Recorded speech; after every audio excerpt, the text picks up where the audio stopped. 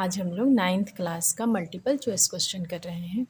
Question number 1, एक ही आधार पर और एक ही समांतर रेखाओं के बीच स्थित एक त्रिभुज और एक समांतर चतुर्भुज का क्षेत्रफल का अनुपात क्या होगा। तो यहाँ हम लोग देखिए, ये दो समांतर रेखा है, इनके बीच में एक चतुर्भुज समांतर चतुर्भुज है जिसका नाम A, B, C और D लिखे हैं हम लोग।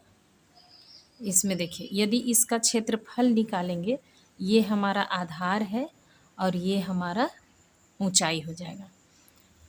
पहले यहाँ त्रिभुज बनाइए, एक इसी में एक त्रिभुज बनाते हैं। आधार हमारा सेम है, आधार BC ही है और इसका शीर्षलंब हो जाएगा ये H। तो त्रिभुज का क्षेत्रफल 1/2 गुने आधार गुने ऊंचाई। आधार हमारा ये B है और ऊंचाई हमारा H हो गया।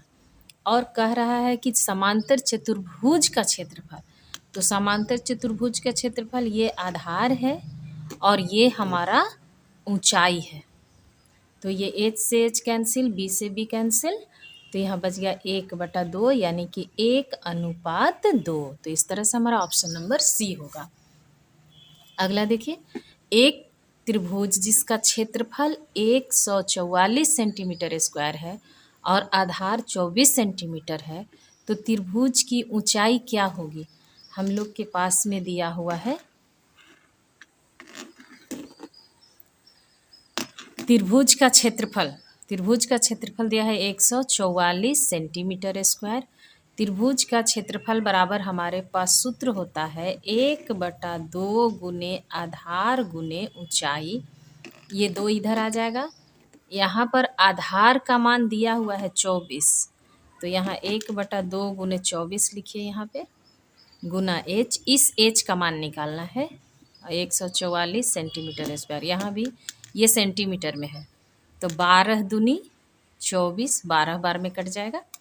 H बराबर 144 सेंटीमीटर स्क्वायर बटा में 12 सेंटीमीटर। 1 सेंटीमीटर से सेंटीमीटर और 12 बार में 144, यानी H का मान 12 सेंटीमीटर आएगा। यहाँ देखिए option number A। Question number 3, किसी त्रिभुज की माध्यिका उस त्रिभुज को किस अनुपात में विभाजित करती है। ऐसे हमारे पास एक त्रिभुज है, माध्यिका का मतलब है कि इस भुजा या किसी भी भुजा का मध्य बिंदु को उसके सामने वाले शीर्ष से मिलाते हैं। ये हमारा हो गया। तो हम लोग पढ़े ये थ्योरम है 9th क्लास में कि किसी भी त्रिभुज की माध्यिका उसको 2 बराबर भागों में विभाजित करती है, यानी इसका क्षेत्रफल और इसका क्षेत्रफल समान हो जाएगा। तो इसलिए हमारा यहाँ ऑप्शन नंबर B 1:1 में विभाजित करेगी। क्वेश्चन नंबर 4, त्रिभुज ABC में E माध्यिका, पहले त्रिभुज बनाइए जिसका नाम है A, B और C। E माध्यिका AD का मध्य बिंदु, A से D ये माध्यिका है और AD का मध्य बिंदु E है।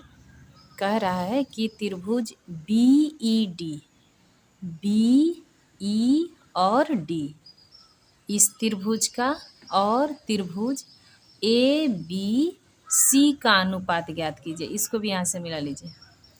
यहाँ देखिए, ABC एक त्रिभुज था, इसका मध्य बिंदु हो गया D, ये AD इस त्रिभुज की माध्यिका हो गई और AD का भी मध्य बिंदु E है और यहाँ से इसको मिला दिए तो एक त्रिभुज ये और ये दोनों बराबर, इधर में भी यहाँ E से C को मिला दिए तो ये और ये त्रिभुज भी बराबर, यानी कि सबका क्षेत्रफल आपस में बराबर होगा।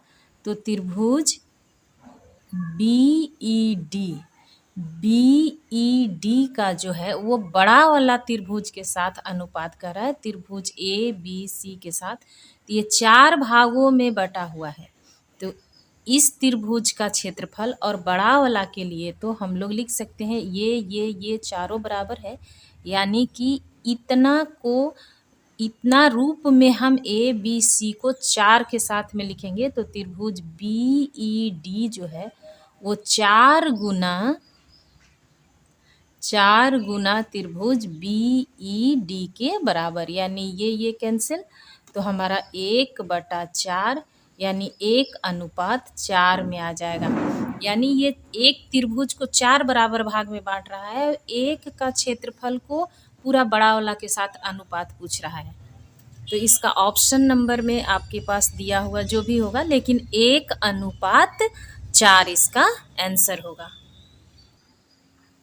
क्वेश्चन नंबर 5, बिंदु डी और ई क्रमशः त्रिभुज ABC की भुजाओं AB और AC पर इस प्रकार स्थित है कि एरिया ऑफ त्रिभुज DBC बराबर एरिया ऑफ त्रिभुज EBC है। तो DE और BC के बीच में क्या संबंध है? पहले त्रिभुज बनाइए ऐसे, इसका नाम AB और C, क्रमशः कराए AB के ऊपर में D और AC के ऊपर में एक बिंदु E है। इस प्रकार है कि DBC, DB और C यानी ये त्रिभुज, और इधर से EBC, EB, यहाँ से EB और C यानी इधर से ये त्रिभुज और इधर से ये त्रिभुज का क्षेत्रफल बराबर है। तो हम लोग पढ़े हैं कि जब भी किसी त्रिभुज ये तभी बराबर होगा यदि आधार एक है और एक ही समांतर रेखा के बीच में हो, यानी कि इसको जब हम लोग मिलाते हैं DE को, वो BC के समांतर हो जाएगा, तभी ये D और E जो है एक आधार पर इधर से एक त्रिभुज ये और इधर से ये त्रिभुज दोनों बराबर है। इसका मतलब कि BC और DE जो है एक दूसरे के समांतर है। ये समांतर होगा रेखा, तभी दोनों का क्षेत्रफल बराबर होगा। हम लोग अभी अभी पढ़े कि किसी भी समांतर रेखा के बीच में यदि आधार सेम है तो इसके बीच में जितने भी त्रिभुज बनेंगे सभी का क्षेत्रफल बराबर होगा ऐसे। तो इसलिए यहाँ आधार DE हो गया है, यानी ऑप्शन नंबर A सही। क्वेश्चन नंबर 6, DE और F क्रमशः त्रिभुज ABC की भुजाओं क्रमशः BC, CA और AB के मध्य बिंदु हैं। तो निम्नलिखित में से कौन सत्य है? पहले तो एक त्रिभुज बनाइए ऐसा जिसका नाम A, B और C है। BC का मध्य बिंदु D, CA का मध्य बिंदु E और AB का मध्य बिंदु F है। इनको मिलाएंगे तो एक त्रिभुज बन जाएगा। यहाँ देखिए कह रहा है तो निम्नलिखित में से कौन सत्य है? यहाँ 4 त्रिभुज बना है और चारों एक दूसरे के बराबर क्षेत्रफल में होता है। इस तरह से हम लोग पढ़े हैं कि किसी भी त्रिभुज के मध्य बिंदु को जब हम लोग मिलाते हैं तो ये जितने भी त्रिभुज हैं इन सब का क्षेत्रफल बराबर होता है। तो किसी एक का क्षेत्रफल यहाँ पर कह रहा है कि DEF बराबर ABC, ये तो हो ही नहीं सकता है क्योंकि DEF जो है वो बड़ा वाला के बराबर नहीं होगा।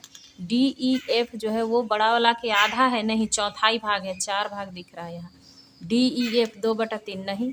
यहाँ देखिए त्रिभुज DEF ये छोटा वाला जो है वो पूरे वाले बड़ा वाला 1 2 3 4 भाग है, इसमें से एक भाग है, यानी कि बड़ा वाला ABC के चौथाई भाग के बराबर। तो ये ऑप्शन नंबर आपका D सही है।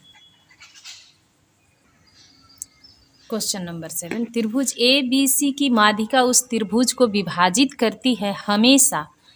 हम लोग पढ़े कि एक त्रिभुज है यदि ABC, तो इसकी माध्यिका मध्य बिंदु को हम लोग ऊपर शीर्ष से मिलाते हैं तो ये माध्यिका कहलाती है। ये माध्यिका किसी भी त्रिभुज को 2 बराबर क्षेत्रफल वाले त्रिभुज में विभाजित करती है। आप यहाँ ऑप्शन देखिए, एक सर्वांग सम नहीं, समरूप नहीं, समकोण नहीं, यानी बराबर क्षेत्रफल वाले त्रिभुज में विभाजित करती है। तो option number D। Question number 8, एक समांतर चतुर्भुज का क्षेत्रफल 324 सेंटीमीटर स्क्वायर है। उसके विकर्णों द्वारा बने प्रत्येक त्रिभुज का क्षेत्रफल कितना होगा? जैसे ये हमारा समांतर चतुर्भुज है तो हम लोग पढ़े हैं A, B, C और D। इसके विकर्ण इसे 2 बराबर भाग में बांटते हैं। इधर से भी करेंगे तो इसके विकर्ण 2 बराबर भाग में बांटते हैं, यानी कि ये चारों जो चतुर्भुज होगा वो बराबर क्षेत्रफल का होगा। तो इस तरह से हमारा जो 324 सेंटीमीटर स्क्वायर है तो उसको बराबर बराबर भाग में हमको बांटना है, क्योंकि प्रत्येक त्रिभुज का क्षेत्रफल कितना होगा। तो इसको 4 से डिवाइड कीजिए, आपका आ जाएगा 81 सेंटीमीटर स्क्वायर। क्वेश्चन नंबर 9, एक समलंब चतुर्भुज ए बी सी डी जिसमें ए बी जो है वो सी डी के समांतर है, विकर्ण ए सी बी डी परस्पर ओ पर प्रतिच्छेद करते हैं।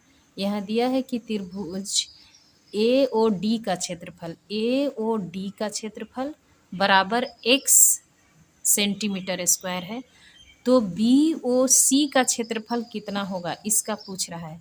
यहाँ देखिए, चूंकि समझना है कि ये और ये दोनों समांतर रेखा है, आधार एक होगा डी ई, तो इधर से एक त्रिभुज बना ए डी सी, और इधर से एक त्रिभुज बनेगा बी डी और सी। इन दोनों में से हम लोग इसको हटा देंगे तो ये दोनों क्या हो जाएगा, बराबर हो जाएगा।